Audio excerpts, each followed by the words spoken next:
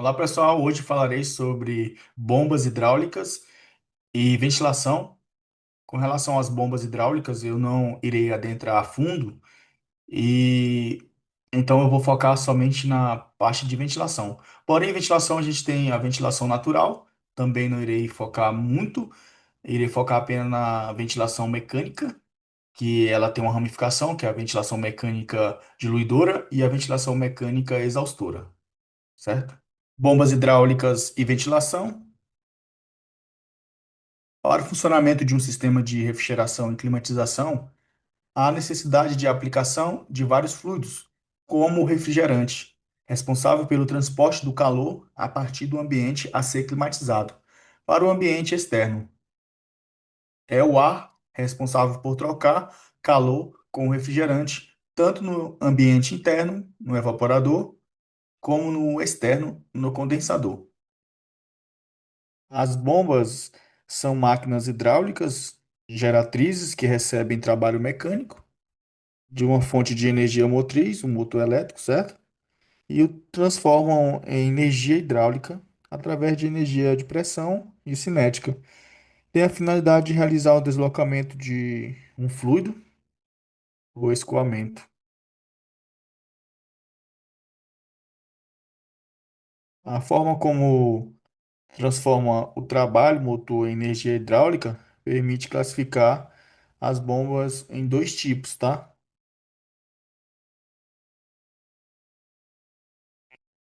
Temos as bombas de deslocamento positivo, ou volumétrica, o conjunto mecânico, as engrenagens ou o êmbolo no interior da bomba, ela transfere pressão ao fluido, certo? Energia que se transforma em velocidade, conforme a equação de Bernoulli. Podem ser do tipo alternativas, êmbolo e diafragma, ou rotativas, engrenagens, palhetas, lóbulos e parafusos.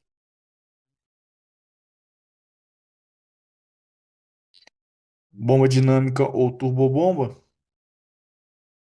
As bombas de deslocamento positivo são aplicadas quando há uma necessidade de alta pressão de descarga, e as bombas dinâmicas quando há necessidade de maior vazão. No caso das turbobombas, certo? O elemento mecânico é dotado de pás, um rotor. Ao girar, ele transfere ao fluido uma força que gera aceleração, convertendo-a em energia de velocidade. E podem ser construídas com rotor aberto ou fechado, com fluxo radial ou axial. Tem dois fenômenos que acontecem em bombas hidráulicas, que é a cavitação e o golpe de arete. Tipos de cavitação. Cavitação por baixa pressão ocorre quando a pressão do líquido cai abaixo da pressão de sua pressão de vapor, formando bolhas que depois colapsam. Cavitação por velocidade acontece em componentes como hélice e turbinas, onde o fluido se move rapidamente, criando regiões de baixa pressão. Cavitação por obstrução ocorre quando há um obstáculo no fluido, no fluxo do fluido, causando variações bruscas de pressão. E cavitação térmica relacionada a mudanças bruscas de temperatura no líquido, afetando sua pressão de vapor.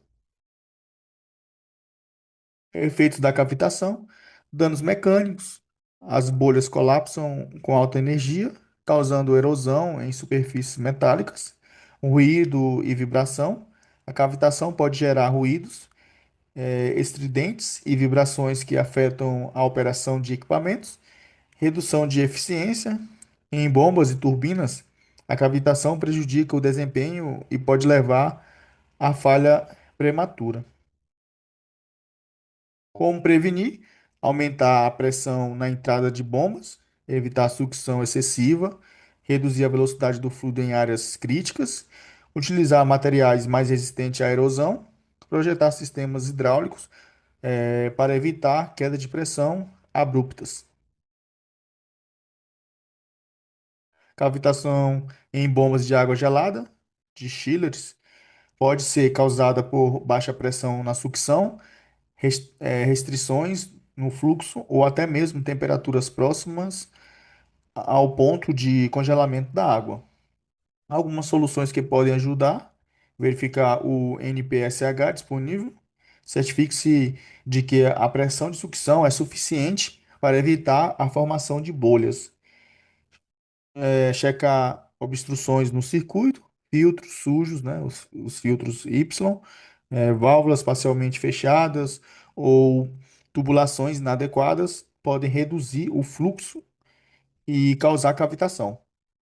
É, Também evitar temperaturas muito baixas. Se a água estiver muito fria, a pressão de vapor pode aumentar, favorecendo a cavitação e ajustar a velocidade da bomba.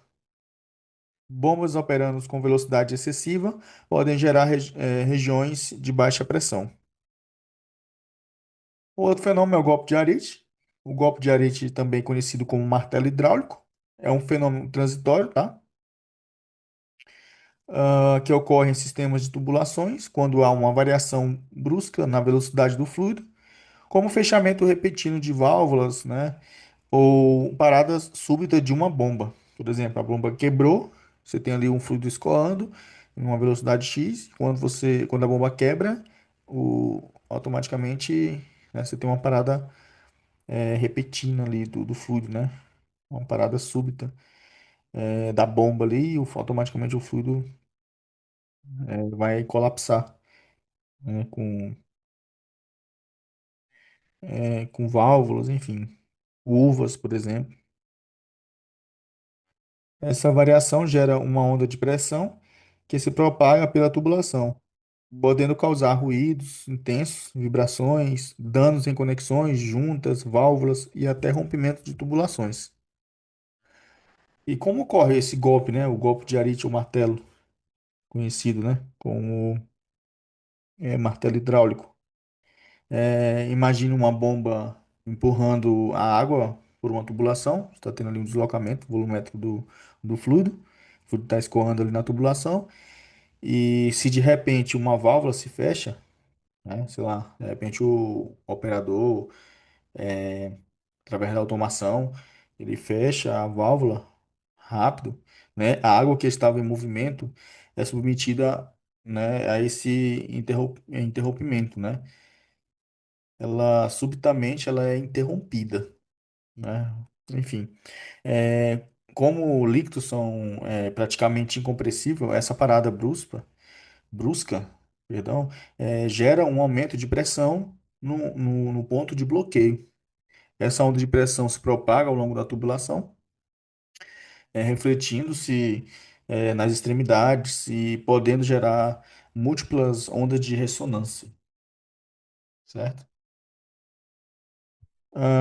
E numa analogia com o sistema de refrigeração e climatização, o compressor ele faz a função da bomba, expelindo o fluido refrigerante através do circuito, certo? E da mesma maneira possuem formas construtivas semelhantes. E a gente tem diversos tipos de compressores, né? Compressor scroll, compressor hermético, compressor parafuso, compressor aberto. Ah, Ventilação. Tipo de ventilação. Temos a ventilação natural e a ventilação mecânica. A ventilação natural provocada pela ação dos ventos pode ser intensificada por meio de aberturas é, dispostas convenientes, tá? Assim, portas, janelas colocadas em paredes opostas e na direção dos ventos dominantes, por exemplo, tem um importante papel na ventilação de certos ambientes, certo? Por exemplo, no telhado, né? Você tem janelas, o vento está entrando, ele está subindo ali, né, por uma abertura no telhado e saindo na parte direita aqui do telhado, né? No lado mais alto. Vemos aqui outro exemplo.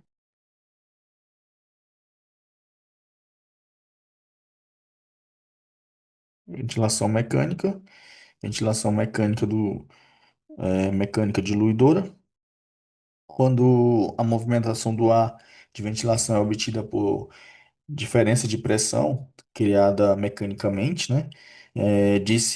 A gente diz, né, é, que a ventilação é artificial, forçada ou mecânica, e adota-se a ventilação mecânica sempre que os meios naturais não proporciona o índice de renovação de ar desejado, certo?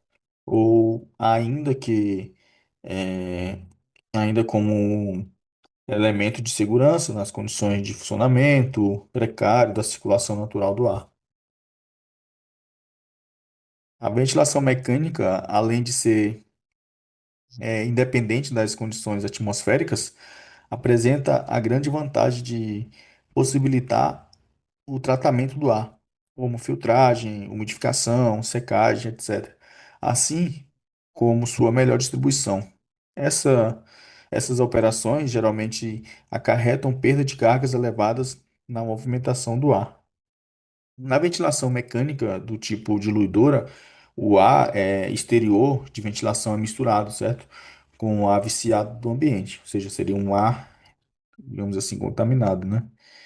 Ah, consegue-se com isso uma diluição dos contaminantes, né? Até limites higienicamente admissível.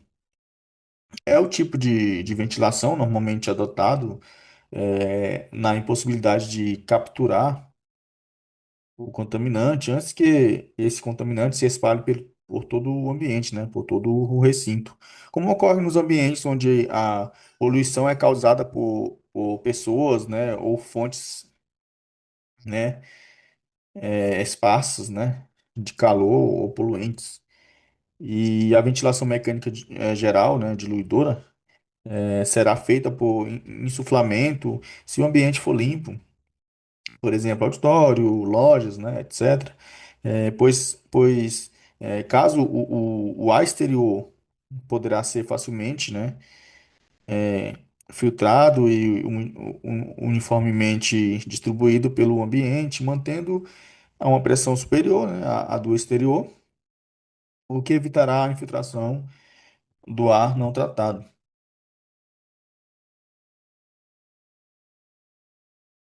Finalmente, quando se deseja extrair o contaminante principal, sala de fumantes, por exemplo, e ao mesmo tempo manter o ambiente suprido com ar filtrado e estanque, né, ao ar exterior, ou seja, tem uma pressão maior dentro do ambiente do que a pressão exterior, adota-se o sistema misto, né, de ventilação geral diluidora com insuflamento e aspiração combinados, né, de ter ali o insuflamento e a aspiração, que seria o processo de exaustão, né?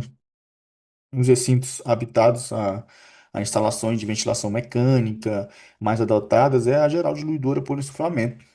Usa-se a aspiração parcial do ar, só excepcionalmente quando por restrição da saída, né, ali a saída do ar, sob é, repressão do ambiente, se torna muito elevada, dificultando até mesmo a abertura das portas, ou quando a concentração de fumos, né, é localizada. Alguns sistemas de distribuição de ar, distribuição para baixo, distribuição para baixo para cima, distribuição de baixo para cima, distribuição cruzada, distribuição mista, especial em Minas, né? Distribuição para baixo, distribuição do ar para baixo e para cima, certo? Tem distribuição de baixo para cima, distribuição cruzada, distribuição mista, distribuição em Minas, exaustão, insuflamento, né? Modo misto, insuflamento pela entrada, bocas de insuflamento. Bocas de insuflamento ou difusores são as aberturas através das quais se introduz o ar no ambiente, ou seja, insuflamento, e elas podem ser parede ou de teto. As bocas de insuflamento de parede são grades que se classificam em grades de palhetas horizontais e verticais fixas, grade de palhetas horizontais ou verticais de simples deflexão, horizontal ou vertical, grade de palhetas horizontais e verticais de dupla deflexão, grade de palhetas verticais, simples deflexão, grade de palhetas horizontais e verticais de dupla deflexão. Uma observação interessante, essas grades de insuflamento, quando provida de regulagem, recebem outro nome, tá? Usualmente, as pessoas chamam de registro de insuflamento, porque tem como você fazer ali abertura e fechamento dessas, grades, tá? Você tem como aumentar e diminuir ali o fluxo de ar do ambiente. As bocas de insuflamento de teto, difusores de placas perfuradas, grades que jogam o ar horizontalmente, difusores com anéis ou palhetas embutidas, sem indução interna, difusores com anéis ou palhetas em degrau, sem indução interna, difusores com anéis ou palhetas embutidas, com indução interna, difusores com anéis ou palhetas em degraus, com indução interna, difusores como os anteriores, mas com saída central ou com luminária no centro. Temos aí o exemplo do difusor com anéis ou palhetas embutidas, sem indução interna. Esse é o difusor com anéis ou palhetas em degraus, sem indução interna. Temos aqui também o difusor com anéis ou palhetas embutidas com indução interna. E o difusor com anéis ou palhetas em degraus com indução interna. Ventilação local exaustora. Em uma instalação de ventilação local exaustora, é constituída normalmente de captores, que envolve o elemento poluidor, extraindo os contaminantes, certo? De separadores ou coletores, que separam os contaminantes do ar, que os arrastam do elemento mecânico, que garante a movimentação desejada deste ar, e das canalizações necessárias para a circulação do ar ao longo de todo o sistema. Temos aqui um exemplo. Ah, temos aqui no item, nos itens, na realidade, um são os captores, onde será a captação do ar. Seguindo aqui no 2 seria o coletor, conhecido também como ciclone. Esse 3 aqui seria o ventilador. O 4 é o motor. Deixa eu ver o que mais. Esse 5 aqui é canalizações de exaustão do ar com os contaminantes. E o sexto aqui seria canalizações de saída do ar puro, certo?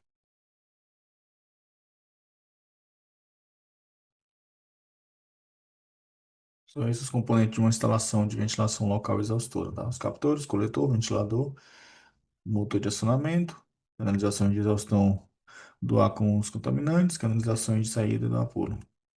Esse aqui. Vazão induto de HVAC, certo? Aquecimento, ventilação e ar-condicionado. No sistema de dutos de ar-condicionado é comum aplicar o princípio da conservação de massa, e nos diz que ah, a vazão que entra é igual à vazão de saída. Temos aqui essa equação.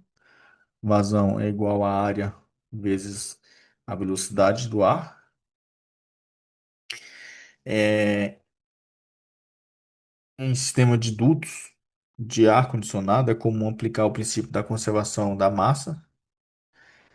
E que nos diz que a vazão de entrada, né, é igual à vazão de saída. Ou seja, a vazão volumétrica de entrada é igual à vazão volumétrica de saída. E isso vale em regime permanente, ou seja, quando o sistema está estável, tá? Sem acúmulo de ar no interior dos dutos. Ou seja, eu vou estar mostrando um projetinho, o último slide, só para esse conhecimento ficar bem mais sólido. Está sendo executado já por mim e minha equipe, que vai ser instalado um VRB da Daikin. Eles têm vários split no ambiente high wall, tá? Split high wall. E esse aqui é um built-in, tá? Vai ficar em cima do, vai ficar entre o forro, entre o forro e a laje. E só para vocês entenderem a equação é, da vazão, né?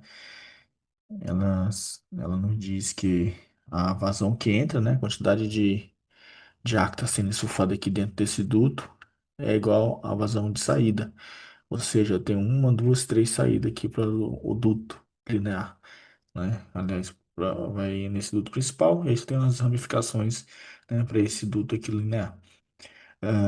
A vazão de entrada que a máquina está insuflando aqui é esse valor de 4.400 metros cúbicos por hora. E um duto de 16 por 15, ou seja, ele é 16, 1,16, né, 1,16 m de largura por 15 de altura. A primeira ramificação eu tenho 1.467 e as outras duas também, ou seja, valores iguais nas ramificações. A espessura também que é igual. E aqui eu tenho reduções, certo? Então, curva, redução, reduções. E esse valor aqui, como eu disse, tem que ser igual que na saída. Se eu somar esses três valores aqui, né? Fazer uma multiplicação. Deixa eu abrir aqui a calculadora. Hum, 1.467 vezes 3 é igual a vazão de entrada, certo? 4.401 mais arredondou para 4.400, certo? Agora, se eu fizer o seguinte, 4.400 menos essa primeira é, bifurcação, por assim dizer, eu vou ter o valor de. É para eu ter esse valor aqui, 2.934. Tá vendo? 2.933 aproximado, né? Enfim, ver que é igual, certo? Aí se eu pegar esse valor aqui menos esse aqui, é igual esse valor aqui, que é esse mesmo aqui da curva, certo? Menos 1.467 é igual a 1.466, certo? Ele arredondou, mas você vê que ah, ah, o cálculo está exato, certo? Ou seja, a vazão que está entrando é igual à vazão que está saindo aqui, insuflando em todo esse ambiente, certo? Por mais que eu tenha curva e tudo mais, aqui eu tenho um escoamento laminar, né? Do fluido. Só mesmo para ficar bem mais claro. Depois eu vou estar gravando um vídeo somente de dutos para poder estar tentando trazer mais clareza, alguns conceitos, alguns princípios, né? Aqui mesmo, só para vocês entenderem sobre é, a questão da vazão volumétrica de entrada, que é igual a vazão volumétrica de saída, né? E isso que a gente está tratando em um regime permanente, ou seja, quando o sistema está estável, sem acúmulo de ar no interior do duto, né? Ou seja, é um fluxo de ar constante em sistema de dutos de ar-condicionado, certo? E então é comum a gente estar aplicando o princípio da conservação da massa, que nos diz que a vazão de entrada é igual a vazão de saída. Ou seja, vazão é igual à área, né? Vou calcular aqui a área vezes a velocidade do escoamento desse fluido. Ok? Chegamos ao fim de mais uma aula. Agradeço pela sua participação. Deixe seu gostei, compartilhe com colegas e se inscreva no canal. Te vejo na próxima aula. Valeu!